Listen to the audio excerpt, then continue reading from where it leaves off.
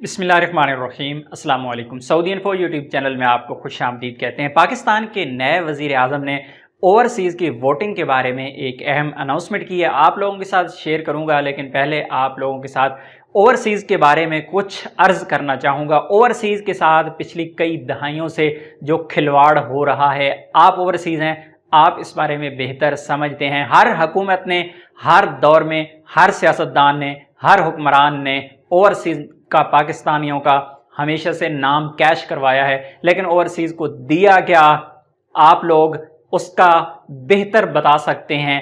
Comment में जाके आप लिख सकते हैं कि आपको कौन सा दौर, किस हुकूमत का दौर अच्छा लगा। मैं अपनी सियासी वाबस्तगी किसी से भी ज़ाहिर यहाँ पे इसलिए नहीं करूँगा क्योंकि आप में से बहुत सारे दोस्त मुझसे नाराज़ हो जाएंगे।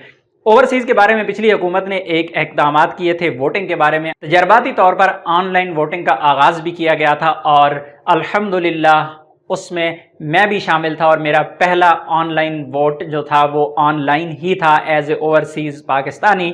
अभी जो नई हुकूमत है उनका कहना है कि पिछली हुकूमत के साथ हमें ओवरसीज़ के बारे में कोई इख्तलाफ नहीं है, लेकिन हमें इख्तलाफ है वोटिंग के तरीक़ाकार का। जो ऑनलाइन तरीक़ाकार उन्होंने ओवरसीज़ पाकिस्तानियों को दिया है, हमें वो नामंजूर है और इलेक्शन कमीशन ऑफ पाकिस्तान को भी उस पर तहफ़्फ़ुज़ात हैं, वो सिस्टम सही नहीं है।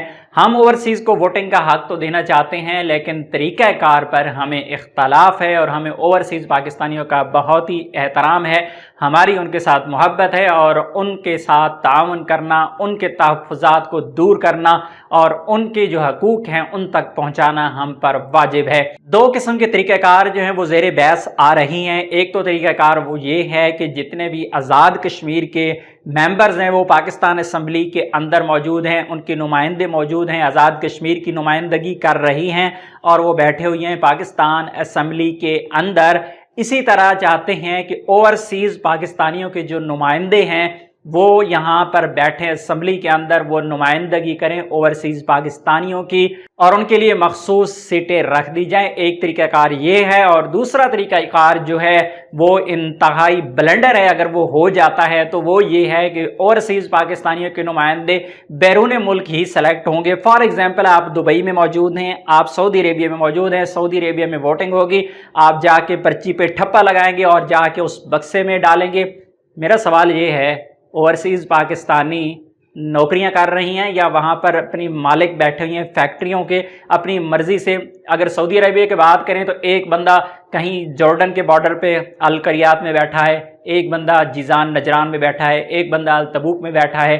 वोटिंग होगी तो अल रियाद में होगी, जद्दा में होगी, तो कौन जाएगा वोट डालने के लिए? डिस्कशन जारी है, अभी तक ये प्रपोजल्स हैं, इस तरह की अभी तक बात हो रही है। नहीं मालूम कि आने वाले वक्त में ओवरसीज़ पाकिस्तानियों को वोटिंग का हक दिया भी जाएगा या नहीं दिया जाएगा। अगर दिया जाएगा तो उसका तरीक़ाकार क्या होगा? बहरहाल ओवरसीज़ पाकिस्तानियों के वोटिंग के हवाले से हमेशा से तहफ़्फ़ुज़ात हैं और रहेंगे। अल्लाह करे कि पिछले जो दहाइयों से ओवरसीज़ के साथ ये खिलवाड़ खेला जा रहा है, अल्लाह करे कि उनको ओवरसीज़ पाकिस्तानियों को वोटिंग का हक दिया जाए। और मैं ज़ाती तौर पर एक एज ए पाकिस्तानी मैं समझता हूँ कि जिस तरह अच्छा चुनाव हुक्मरानों का, सियासतदानों का ओवरसीज़ कर सकते हैं, क्योंकि बैरून मुल्क रहते हुए वो अपने मुल्क की कदर जानते हैं, उन्हें अपने मुल्क से मोहब्बत इतनी है और वो कभी भी गलत फैसला अपने मुल्क की सलामती के ख़िलाफ़, अपने मुल्क की खुद मुख्तारी के ख़िलाफ़ और अपनी अवाम के लिए कभी भी वो गलत फ़ैसला नहीं कर सकते।